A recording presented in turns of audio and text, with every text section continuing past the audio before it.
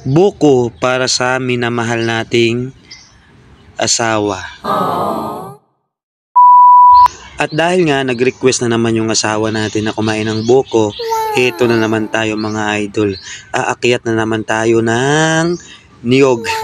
Nung isang linggo, nag-request siya ng papaya.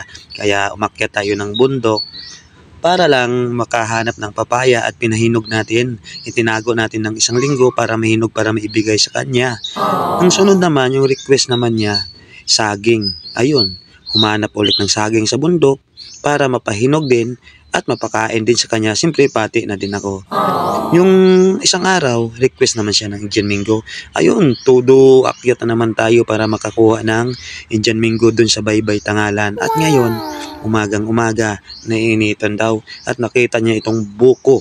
Kaya ito, request na naman sa akin at gusto niya talaga na ako talaga yung aakyat. Kaya nga kahit parang hinihingal na tayo, pinipilit natin makaakyat para lang sa kanya. At ito na nga mga idolo, nasa taas na tayo at kahit na nahalatang nahihirapan tayo, kakayanin natin yan para makuha lang yung bunga ng buko mga idol. Kaya shout out dyan sa mga lalaki na katulad ko.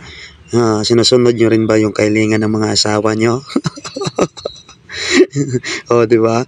Oh, kaya shout out sa mga lalaki na sinusunod yung misis. Kung ayaw niyo mabukulan, sundin niyo na lang.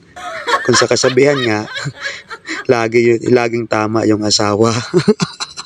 At syempre, tama din yung lalaki. Hindi naman sinasabi, tama daw lagi ang babae. Sumusunod naman yung lalaki sa babae. Ibig sabihin, pareho kayong tama. Wag lang ba abusuhin, baka lumala yung tama. At sa wakas mga idol, nakababa na rin tayo, nawala na rin yung kaba natin. At nang nakakuha na nga tayo ng mga buko, akala ko para lang sa asawa, nandyan na pala yung mga true package natin, nag-aantay din, kaya agad-agad din natin itong binuksan mga idol. Naka-ready na yung pitchel natin para yung sabaw mga idol, makuha natin, yan, lagay natin sa pitchel. Kasi yung plano ko dyan mga idol, yung sabaw at saka yung laman niya, ihalo dyan sa pitchel, lagyan natin ng ice, at lagyan natin ng gatas mga idol para lalong sumarap. Bagay na bagay talaga to mga idol sa mainit na panahon.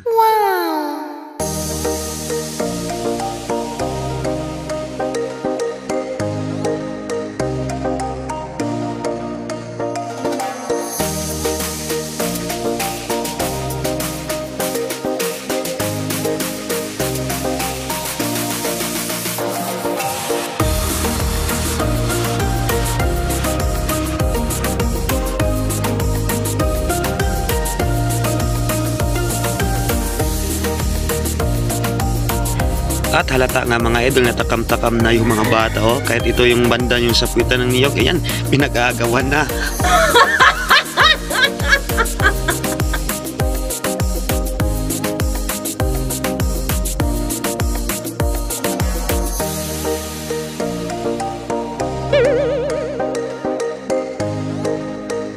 Siyempre, inuhaw tayo mga idol kasi napagod tayo sa pag-akit ng niyog. Kaya tayo na yung unang tumikim ng sabaw mga idol at napakasarap ng mga idol. At ayun na nga yung bata mga idol, hindi ko muna binigay kasi napakarumi ng kamay. Pinapahugas muna yan mga idol.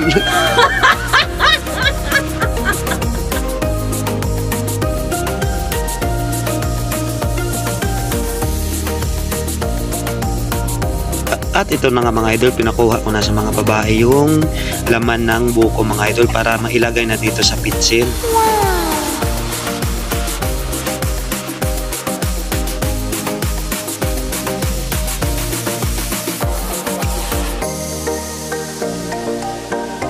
At agad ko na nga hinampas yung yelo mga idol para mabasag, para mas mabilis natin malagay sa pitsil at mabilis lumamig yung sabaw mga idol.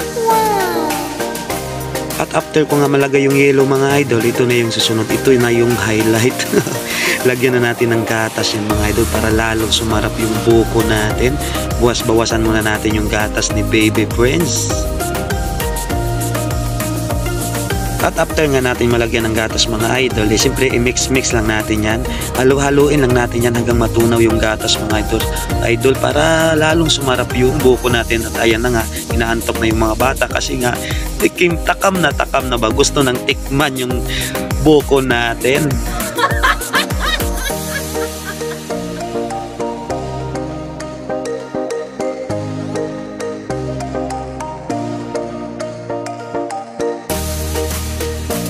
At pagkatapos nating halu-haluin mga idol, ayan na, nilagyan ko na yung mga baso ng mga bata, ng mga true kids natin. Ayan, mas nauna pa sila, no?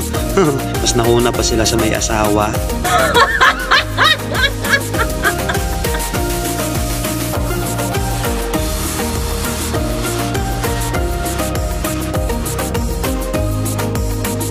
At sabay-sabay na nga yung mga true kids natin sa paghigop ng malamig na sabaw ng buko mga idol at sa pagkain, no?